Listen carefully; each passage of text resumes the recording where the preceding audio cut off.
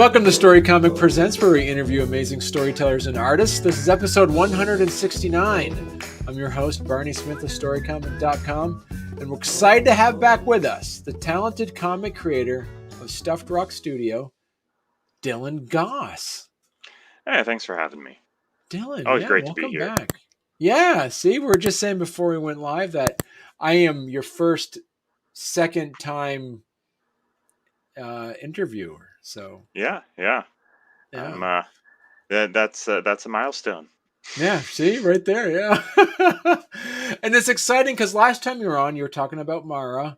You're talking about that, and you said, hey, someday we're gonna be having a Kickstarter for issue number 1, and I'm happy to say that someday is in a few days. So Yeah. that's pretty exciting. So congratulations on getting your Kickstarter. This is your first Kickstarter. This is Yeah. and you're doing Mara issue number 1, which is already done, correct? Yeah, it's finished drawing. We just need to get it to the printers. Right. And so just for folks that might that are interested in checking out episode 127, which I will do this, and I'll do this in post. It'll be right up here. You can click on this link right up here and see episode 127, where Dylan and I first sat down and talked about Mara issue number 1. But for those that want to see the back of the book summary of Mara, do you want to kind of give people a bit of just kind of like the story so far on what Mara is? Sure. Mara issue 1 specifically starts off with their title character in she's just a regular kid at the time. Mm-hmm. Now, um her life is effectively turned upside down by a neighboring tribe invading because her tribe had the only river around. Water is a precious resource, but this was kind of unknown to her because she's a little kid. There's a lot about the world she doesn't understand yet, and what she does understand is that these people have invaded and they are not taking prisoners. They are butchering her tribe. Now, her tribe has a guardian wolf spirit pictured on the cover here above her. Uh, it used to be that they would have a trial to determine the wolf champion. And they haven't had that in a long time, so they don't have a champion. So he's bound by those rules and he can't just come down and help until there's a worthy champion or the most worthy person of the tribe. So he had to wait and watch his tribe get destroyed until there was only one left. Mm. And by default, she was the most worthy in the tribe and received his power and was able to fight back.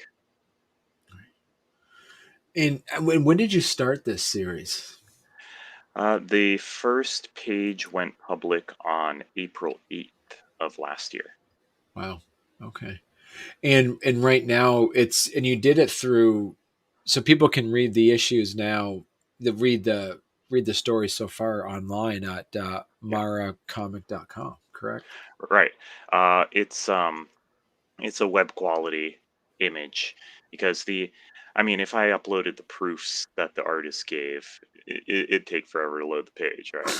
Those are 15 plus megabytes. You don't want to be loading that every page.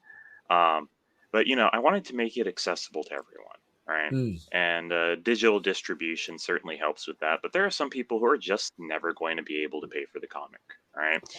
Or on the other hand, you have people who are really into indie comics, and there's just so much out there. Uh, you can't uh, you can't buy every indie comic.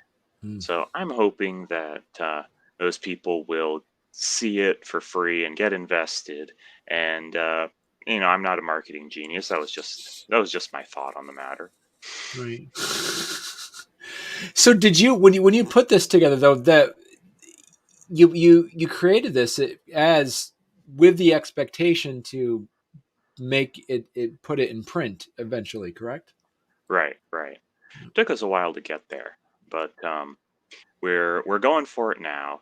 and yeah, we have some other cool stuff we want to give people. Like Rosie and I, Rosie is the illustrator. If you haven't seen the previous interview, Rosie and I sat down and we brainstormed some cool rewards, and she designed some of them, and we got a guest artist to design some others, and the guest artist has actually joined the team as the new letterer.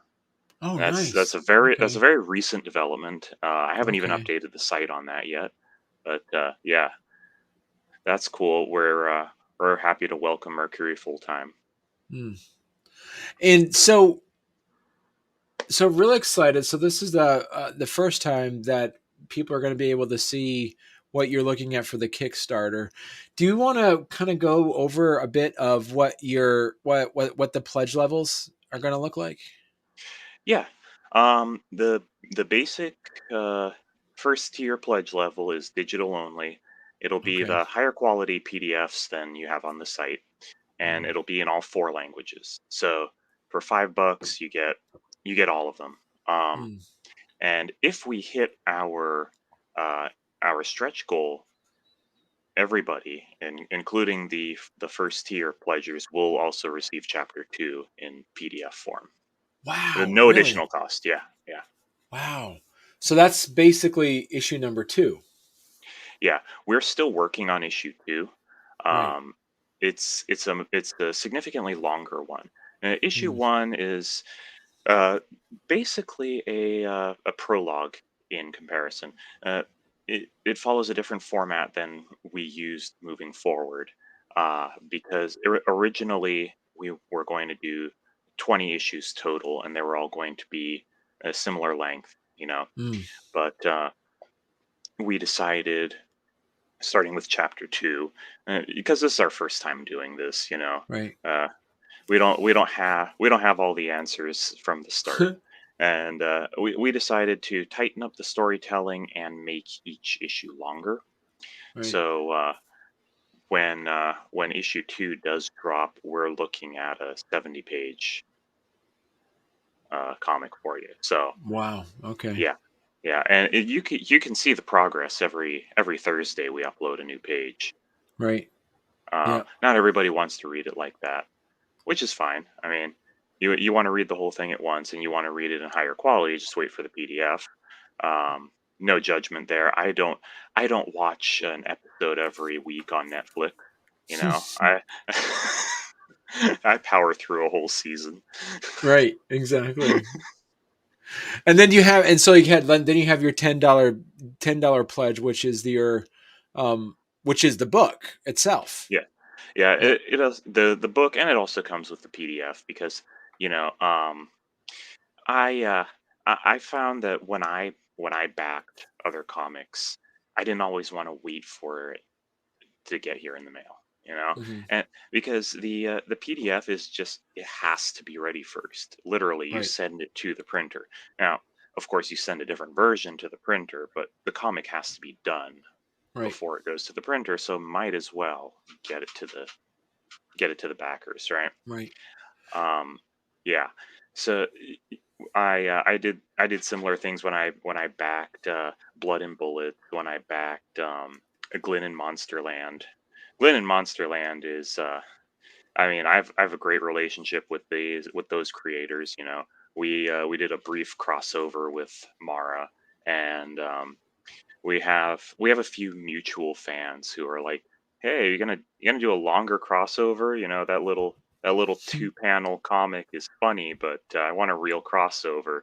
And Right. so Kevin, the writer for Glenn, and I were like, "Well, it's not off the table, but we're kind of got our hands full at the moment." Right. And this is great because then if you do the math itself, because it's a $10, so because the PDF itself in all languages is, so when you have it as in all languages, English, Spanish, Portuguese, and traditional Chinese, are those 4 separate Yes, PDFs then? four Wow. separate Okay. PDFs. Wow. So you're looking at the fact that you're getting 4 PDFs for $5. So that's a little bit over. That's like $1.25 per comic.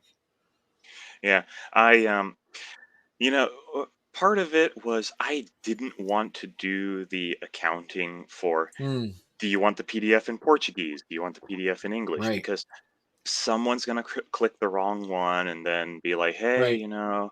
I got it in Chinese, but I really want it in English. Can you fix that for me?" And then I have to go through and fix that, and I didn't want to do that.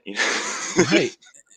But that's an amazing deal. And then plus, if you think about it, then for $10, you get the physical copy plus 4 PDFs. So yeah, that might be one of the best deals. And if we hit the stretch goal, you're actually getting 8 PDF. Wow, Yeah, wow. And then you have for $20, then you get, so basically for $10 extra, you're getting 2 collectible postcards and 3 stickers. yeah. So If you wow. scroll down further, we actually have some preview images of those things. Um, Yeah, Mercury designed one of the stickers, and Lois Liao designed uh, two more of the stickers.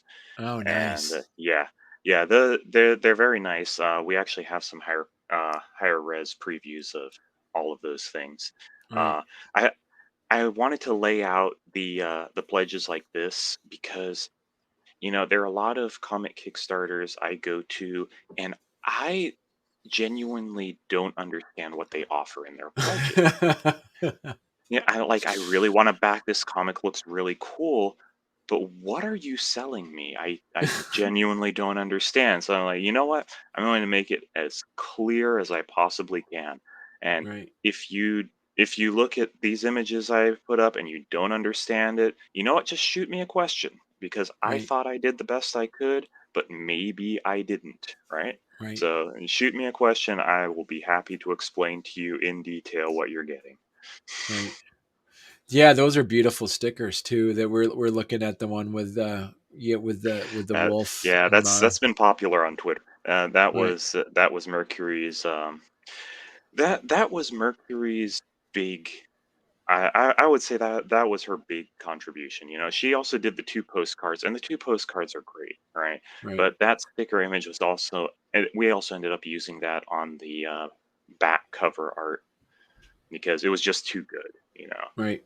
Yeah, that is. And then for $30, talk to us a bit about $30.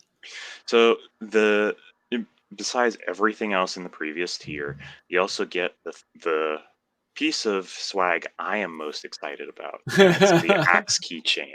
You get Mara's axe on an acrylic keychain. Uh, this this was not something that I had in mind at the start. This was something that Rosie pitched, Mm, and it was. uh, how do you say no to that? All right. right. So That's a good. if nobody else gets that, I'm getting that. It'll be my And then so then you get for $40, then you get also everything you said previous plus a limited edition variant cover. right. The variant cover is it's going to be limited print and it is foil. Yeah, Wow. Okay. yeah. And where did you kind of get the idea for that to make it a foil cover?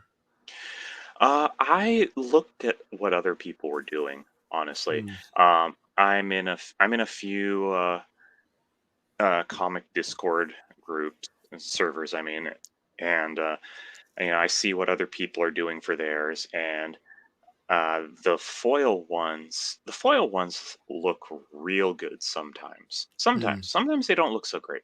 But Right.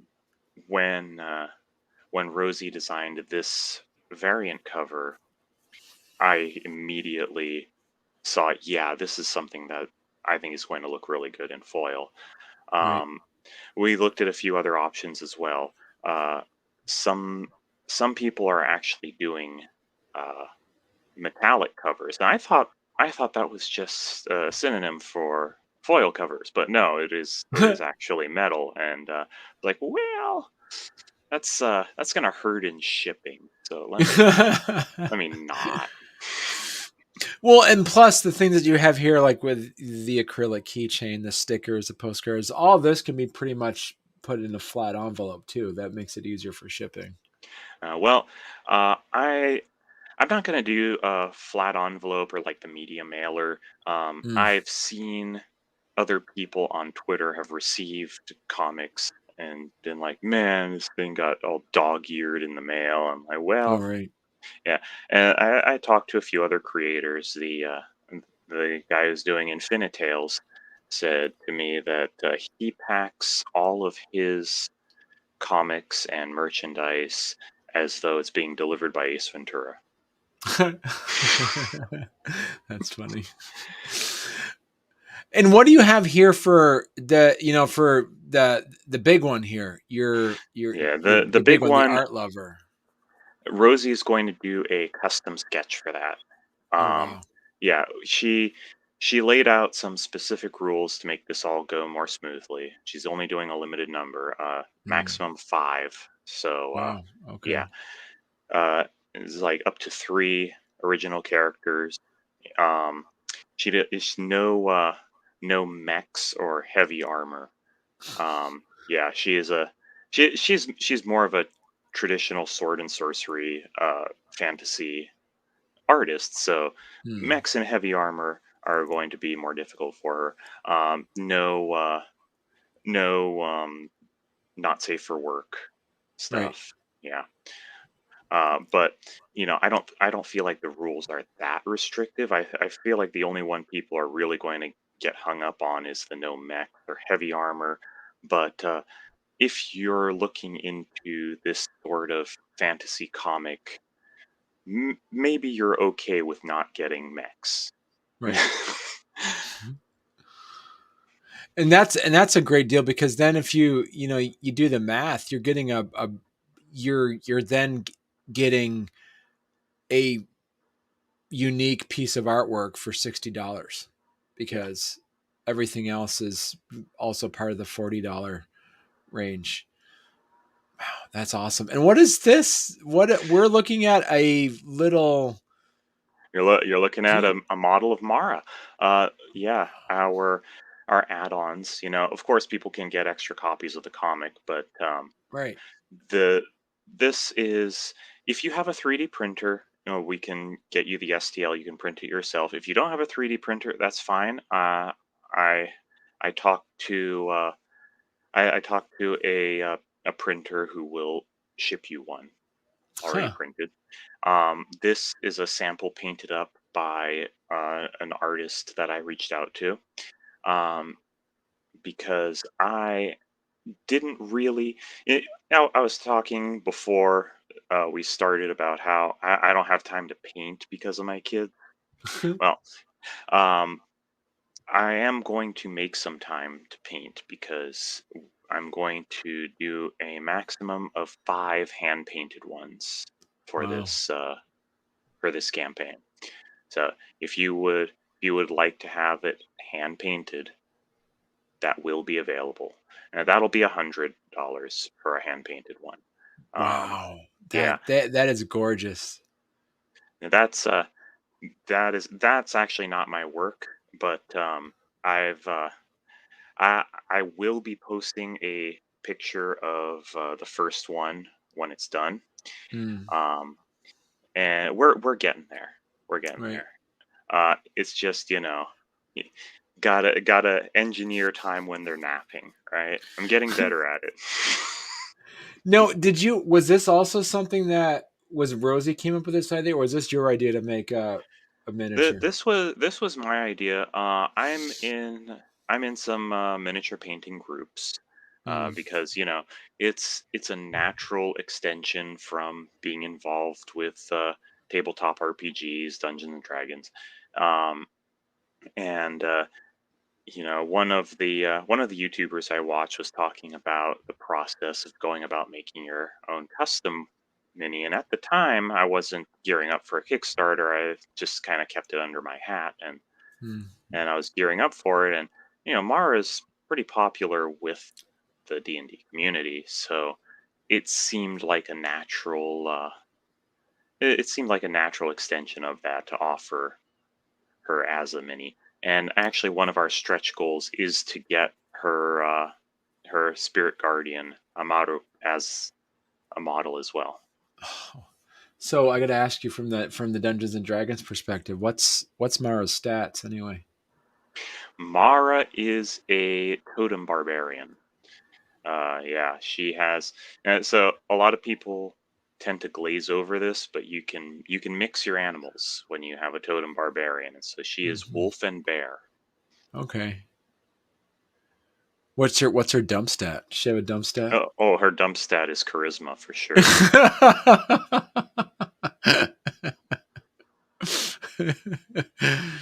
And so you got that you got the keychain, you got the miniature, you got variant covers. Is there, and then looking at your stretch goals here. So the so what locks for the for audio audiences for who's might be listening to this? What unlocks at 3,000? It's the Amato miniature, and this is actually a larger miniature than Mara herself. Okay. Um, I when I was originally talking to Rosie about the character design, I sent her a Photoshop of a some wolf art I found next to Mara, and he was her height at the shoulder. Mm, So this is a much larger character than she is. And it'll be a okay. significantly larger model as well. Okay. And what's Amarok's? What's their dump stat then? He oh, he probably also dumped charisma. He's strong boy. And so for audio listeners, what unlocks for a stretch goal for 4,000? That's when we get the issue 2 as the PDFs to all backers. Wow. If you back, you don't have to do anything else. You're getting issue 2. Right. Wow. That's awesome. And we don't know what's at 5,000 or 6,000, huh?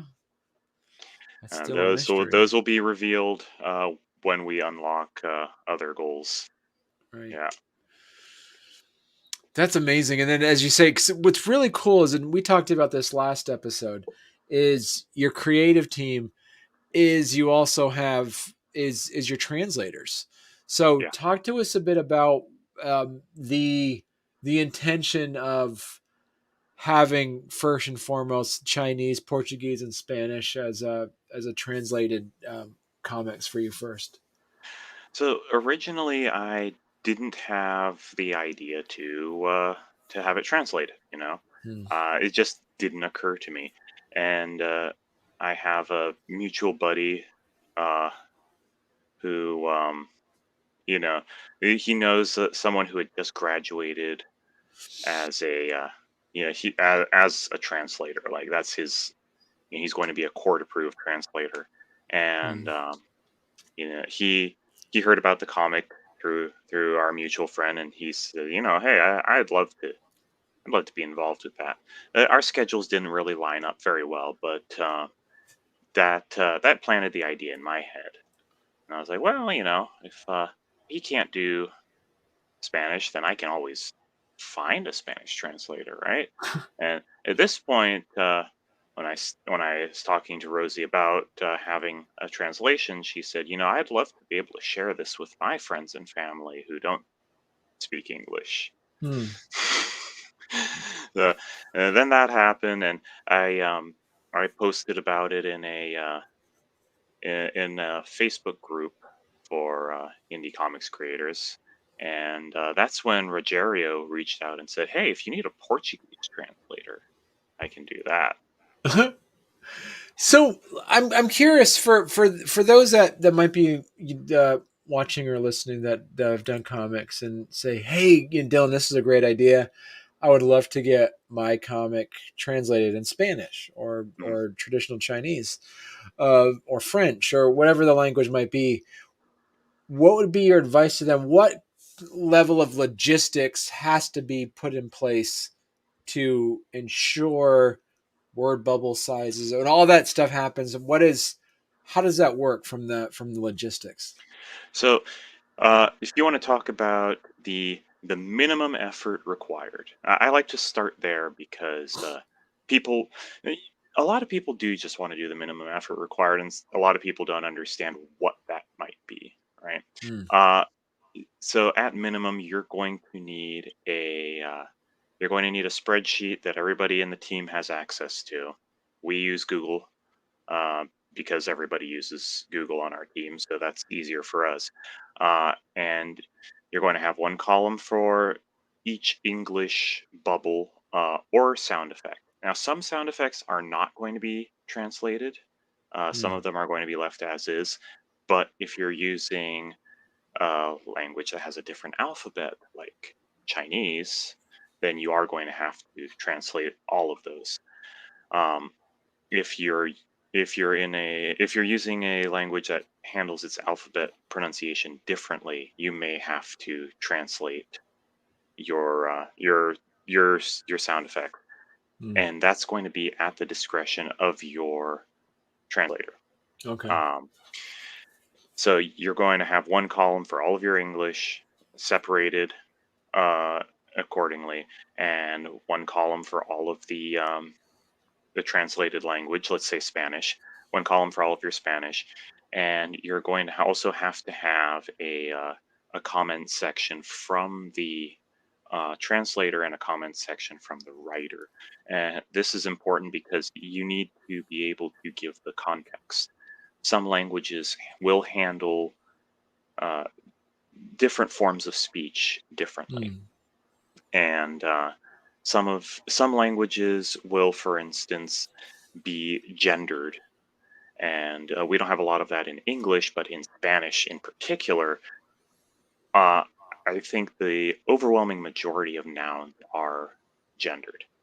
mm, You do have a lot of cases where the plural is it defaults to the male version, and that is considered to be the gender neutral version in Spanish. right. Now, so that's why it's important to have these comments, because for some forms of writing, lords can be gender neutral. Like if you're talking about Star Wars: The Old Republic, they didn't say Sith lords and ladies; they said Sith lords, and it was assumed to mean also the women. Right. But if you're talking about a Sith lord, uh, and it's a woman, you're going to have to tell the translator, hey, this is actually a woman, Right. because in Spanish it will make a difference. Also, it's a similar situation with uh, for my part, they treat gods as being gender neutral. You know, you don't always specify gods and goddesses, but Right. in Spanish it would be an important distinction. Right. So things like that. Also, certain things make more sense in one language than they do in another. Uh, Amaru calls Mara pup a lot. That's just how he refers to her because she's a kid and he's thousands of years old. Uh, Mm. everyone's a kid to him, right? But yeah, in Spanish and Portuguese, that had to be clarified. Okay. Yeah. So So, in yeah, what way do you mean? Like it was clarified? Like he had to there was some exposition that had to be put into that, or it was more clarified to the translator, and it so with translations you don't always get a word for word right? translation. Sometimes you'll end up with a localization, and this is especially egregious in novels. If you read a novel in another language, you're effectively reading fan fiction because it has been changed so much. Wow. Yeah, Yeah. it's not even the same book anymore. Now, with comics, it's not quite that significant Right. because it's a visual storytelling medium. Right. So um, the dialogue obviously is going to be important. Unless you're doing a dialogue-free comic, then what are you doing in this conversation, right? Uh, but yeah, the dialogue is going to be important, but it's not going to be the majority of your storytelling. You know, Okay. the words on the page are going to play a much smaller role. But you know, for Mara's case, if you were to take pup and translate it directly, it would sound more like she's a fox cub. Okay. Yeah. Which, you know, in that context, it doesn't make much sense. So you know, I had to clarify. Pup is just short for puppy. And it's like that. Okay, well, that makes more sense. Yeah. So things like And that, you're going to have to clarify with your translators. okay. And do you? I guess so. Once you kind of get that in place, what was the first one you did was Spanish, correct? The first one was Spanish, yeah, and Okay. then Chinese, and then Portuguese. Now, did you as that is do you see it the process easier and easier once you do Yeah, it the first time? yeah. Originally, uh, we didn't know what we were doing. Mm. We Our first attempt was a Word doc that everybody had access to and everybody was editing, and that was that. Don't do it that way.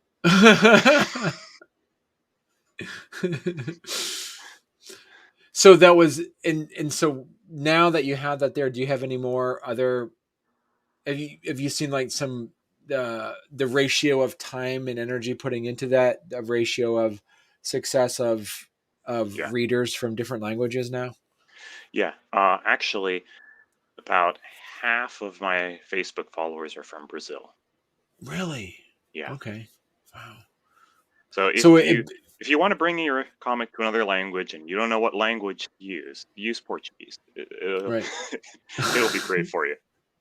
Spanish is And also a really good one if you live in the U.S. Sorry, I keep cutting you off. I'm very oh excited no, go. about this. No, it's amazing. So why? I guess what then, and then my I guess my next question is why not have the book available in choice of language then too?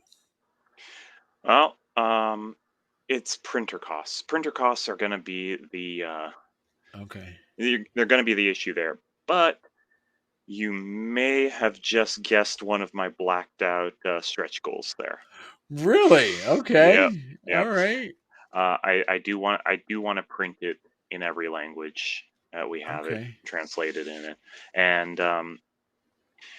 for indie comics in particular, printing fees are going to be they're going to be a killer because the the more comics you print, the cheaper they are per copy. All right, Mm, but we uh, we often can't print huge quantities at right. once.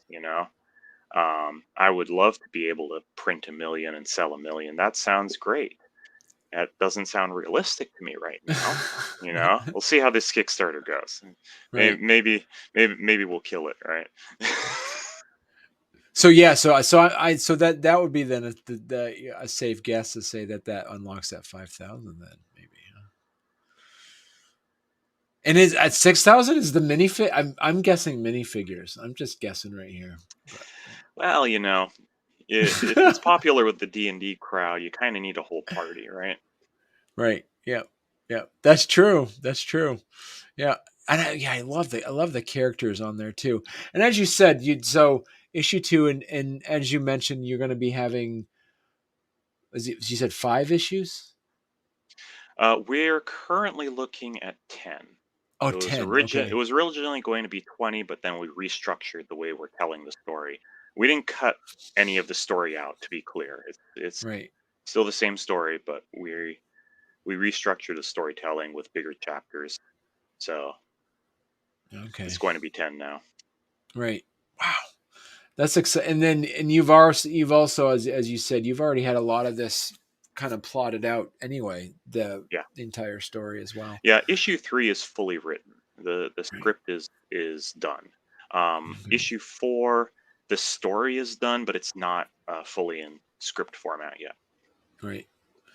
And that's, and how much I'm kind of curious too, as you mentioned, with like with the change with the little one now, the 4 month old, how much for those that are listening who say, hey, Dylan, where am I finding the time for this? Do you have any? What would be your advice for? You're the perfect person to give advice for this. Is that you're still producing things, and you have two kids, one of them being a 4 month old. What's your advice for balancing out the creative process versus the responsibilities of being a productive human? I guess. Certain things you have to do at a specific time. If you have Mm, a job, you have to do that at a specific time. right. If you work from home like I do, that cuts off your commute. I've been working from home for a few years, before the pandemic hit. So it really didn't change anything for me when the pandemic hit. But I still have to be there. I'm on Slack every weekday, and you know, a lot of the time, if I'm developing, I just have to do that, right? I'm a Right. software developer. If I'm developing, I just have to do that. And if the kids come around, well, you can sit on my lap, just don't hit my keyboard. I fight with the oldest constantly about that. It's like, if it's on daddy's desk, you leave it alone. Yeah. Um, I'm not winning that battle. But just you just power through the work you actually have to do, and then the Mm, kids are sporadic. Yeah, they have meal times, yeah, they have nap right. times, but the times that they need your input, it's not going to be the same all the time. All right. Right. So you eventually get into I wouldn't call it a routine, but a sense of when you have time and when you don't. Right. Now that's going to be different for everybody's kids. Some kids are more independent than others, and I'm not going to sit here and tell you, well, your kid specifically is going to leave you alone between 4 and 5 p.m. No, that's that's an unrealistic expectation. But you are going to have time when your kids are napping. You are going to have time. They're gonna go to bed before you, and they are going to want to play on their own. Now, I don't recommend putting on headphones when they go to play on their own. You do need to be aware of them, Mm, but these small bursts of time you have to make use of. And right. as Mm, parents, sometimes we just want to be like, I'm gonna sit on the sofa. I'm just gonna veg out for a bit. But these veg out times are when you really have to,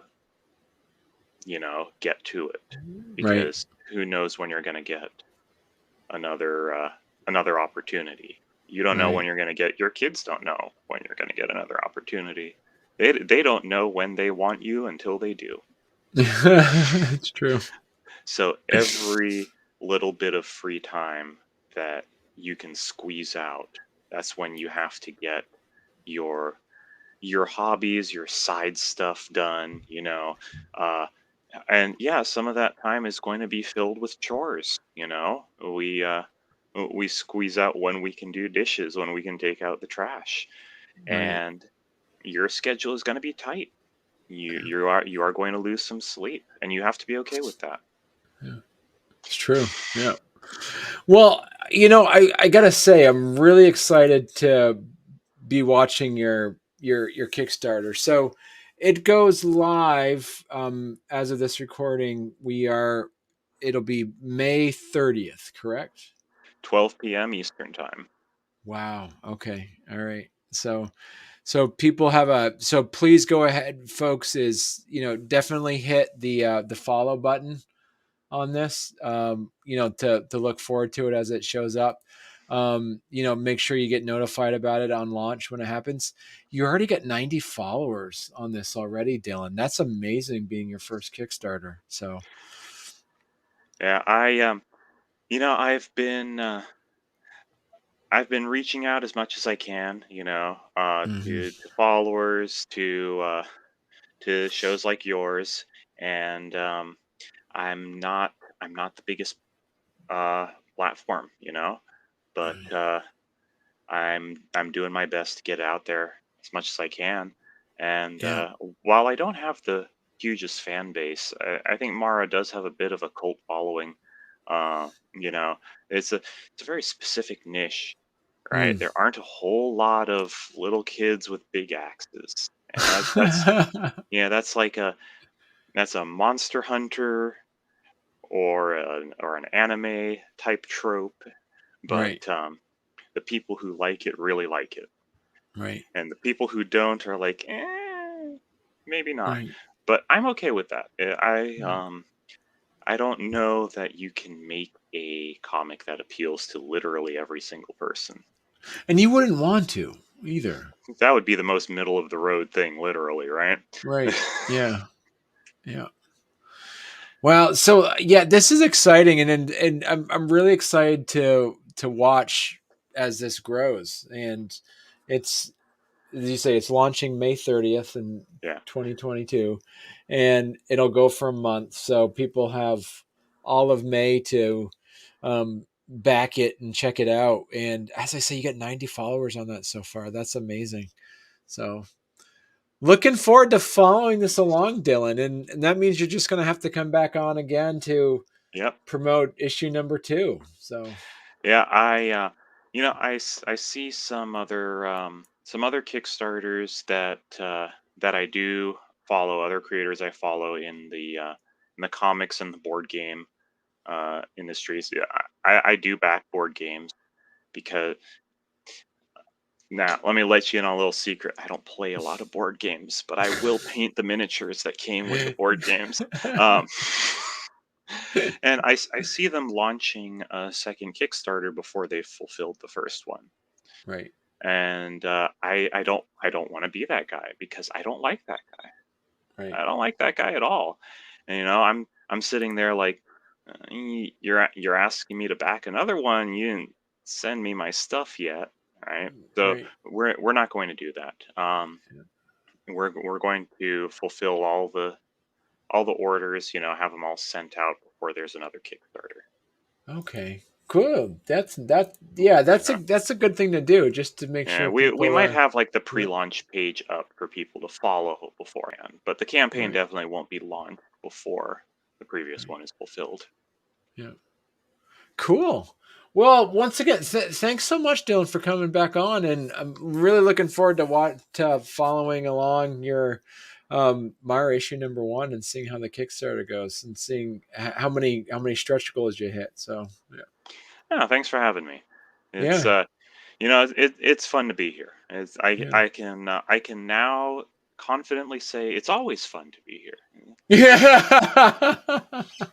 Well, it's always fun to talk to you. So it's always fun to hear more about Mara. So thanks a lot for coming on.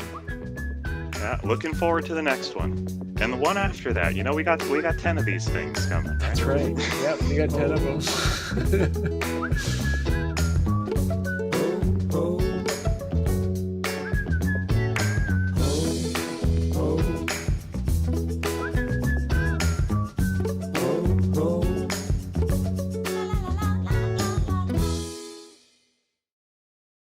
Comes back. Am I back? You're back, just like that. All right, let's. Yeah. Yeah, I heard the wind howl and then I got booted off. So that Oh was wow, that's good. This makes it exciting. That way, I'll yeah, be able to edit it after. it was very thematically appropriate. Yeah.